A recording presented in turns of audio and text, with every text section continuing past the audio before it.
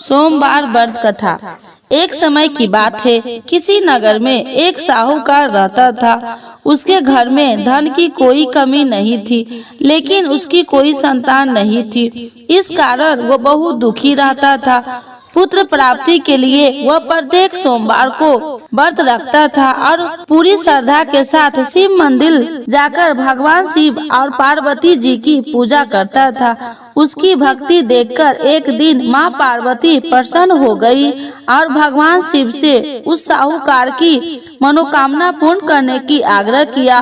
पार्वती जी की इच्छा सुनकर भगवान शिव ने कहा कि हे पार्वती, इस संसार में हर प्राणी को उसके कर्मों का फल मिलता है और उसके भाग्य में जो हो उसे भोगना ही पड़ता है। लेकिन पार्वती जी ने साहूकार की भक्ति का मान रखने के लिए उसकी मनोकामना पूर्ण करने की इच्छा जताई। माता पार्वती के आग्रह पर शिव जी ने साहूकार को पुत्र प्राप्ति का वरदान तो दे दिया, लेकिन साथ ही यह भी कहा कि उसके बालक की आयु केवल 12 वर्ष होगी। माता पार्वती और भगवान शिव की बातचीत को साहूकार सुन रहा था। उसे न तो इस बात की खुशी हुई थी और न ही दुख। वह पहले की भांति शिव जी की पूजा करता रहा। कुछ समय के बाद साहूकार के घर में एक पुत्र का जन्म हुआ।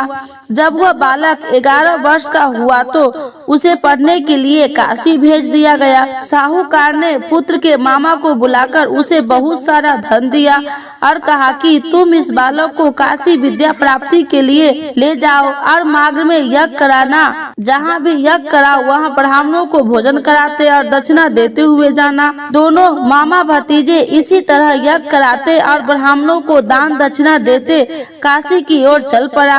रात एक नगर पड़ा, जहाँ नगर में राजा की कन्या का विवाह था, लेकिन जिस राजकुमार से उसका विवाह होने वाला था वह एक आंख से कन्हा था।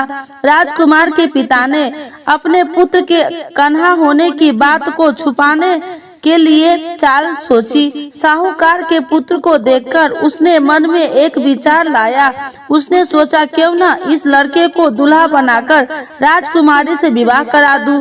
विवाह के बाद उसको धन देकर विदा कर दूंगा और राजकुमारी को अपने नगर ले जाऊंगा। लड़के को दूल्हे के वस्त्र पहनाकर राजकुमारी से विवाह करा दिया, लेकिन साहूकार का पुत्र ईमानदार था। उसने यह बात न्याय संगत नहीं लगी। उसने अवसर पाकर राजकुमारी की चुन्नी के पल्लों पर लिख दिया कि तुम्हारा विवाह मेरे साथ हुआ है, लेकिन जिस राजकुमार के संग तुम्हें भेजा जाएगा वह एक आंख से कन्हा है। मैं तो काशी पढ़ने जा रहा हूँ। जब राजकुमारी ने चुन्नी पर लिखा बातें पढ़ी तो उसने अपने माता पिता को यह बात बताई। राजा ने अपनी पुत्री को विदा नहीं किया, जिसके बारात वापस चली गई। दूसरी ओर साहूकार का लड़का और उसका मामा काशी पहुँचे और वहां जाकर उन्होंने यज्ञ किया। जिस दिन लड़के की आयु 12 साल की हुई उसी दिन यज्ञ रखा गया। लड़के ने अपने मामा से कहा कि मेरी तबीयत कुछ ठीक नहीं है। मामा ने कहा कि तुम अंदर जाके सो जाओ। शिव जी के वरदान अनुसार कुछ ही देर में उस बालक के प्राण निकल गए। मृत भांजे को देखकर उसके मामा ने विलाप शुरू किया। संयोगवश उसी समय शिव जी और माता पार्वती उधर से जा रहे थे। पार्वती ने भगवान से कहा, स्वामी, मुझे इसके रोने के स्वर सहन नहीं हो रहा। आप इस व्यक्ति के कष्ट को अवश्य दूर करें। जब शिव जी मृत बालक के समीप गए तो वह बोले कि यह उसी साहूकार का पुत्र है जिसे मैं 12 वर्ष की आयु का वरदान दिया है। अब इसकी आयु पूरी हो चुकी है, लेकिन मातृ भाव से विभोर माता पार्वती ने कहा कि हे महादेव, आप इस बालक को और आयु देने की कृपा करें, अन्यथा इसके वियोग से मैं इसके माता पिता को भी तरफ तरफ कर मर जाएंगे। माता पार्वती के आग्रह करने पर भगवान शिव ने उस लड़के को जीवित का वरदान दिया। शिव जी की कृपा से वह लड़का जीवित हो गया। शिक्षा समाप्त कर लड़का मामा के साथ अपने नगर की ओर चल दिया। दोनों चलते हुए उसी नगर में पहुँचे जहाँ उसका विवाह हुआ था। उस नगर में भी उन्होंने यज्ञ आयोजन किया। उस लड़के के ससुर ने भी उसे पहचान लिया और महल में ले जाकर उसकी खातिरदारी की और अपनी पुत्री को विदा किया। इधर साहूकार और उसकी पत्नी भूखे प्यासे रहकर बेटे की प्रतीक्षा कर रहे थे। उन्होंने प्रण कर रखा था कि यदि उन्हें अपने बेटे की मृत्यु का समाचार मिला तो वह भी प्राण त्याग देंगे, परंतु अपने बेटे की जीवित होने का समाचार पाकर वह बेहद खुश हुई। उसी रात भगवान शिव ने व्यापारी का स्वप्न में आकर कहा कि हे श्रेष्ठ, मैंने तेरे सोमवार के व्रत करने और व्रत कथा सुनने से प्रसन्न होकर तेरे पुत्र को लंबी आयु प्रदान की है। इसी प्रकार जो कोई सोमवार व्रत करता है या कथा सुनता है और पढ़ता है, उसके सभी दुख दूर होंगे और समस्त मनोकामनाएं पूर्ण होंगे। बोलिए शिव जी की जय, माता पार्वती की जय। आरती शिव जी की। ओम जय शिव ओमकारा, स्वामी जय शिव ओमकारा। ब्रह्मा विष्णु सदा शिव अर्धांगी धारा। ओम जय शिव ओमकारा। एकानन चतुरानन पंचानन राजे, स्वामी पंचानन राजे। हंसासन गरुड़ासन विषवाहन साजे। ओम जय शिव ओमकारा। दो भुजी चारि चतुरी भुजी, दस भुजी अति सोहे। तीन गुण रूप निरखिते, तिरुवन जन मोहे। ओम जय शिव ओमकारा। अच्छी माला बनी माला, मुंडी माला धारी।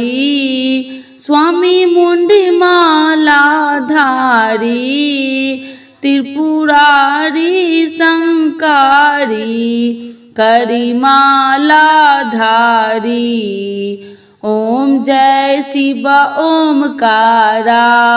श्वेतांबर पीतांबर बाघांबर अंगे, स्वामी बाघांबर अंगे। सनकादिक गरुनादिक, सनकादिक गरुनादिक। भूतादिक संगे। ओम जय शिव ओमकारा। करके मध्य कमंडल चक्र त्रिशूलधारी। स्वामी चक्र त्रिशूलधारी। सुखकारी दुखहारी, जग पालनकारी। ओम जय शिव ओमकारा। ब्रह्मा विष्णु सदा शिव जानत अविवेका। स्वामी जानत अविवेका। मधु कैटभ दौ मारे, मधु कैटभ दौ मारे। सुर भयहीन करे। ओम जय शिव ओमकारा।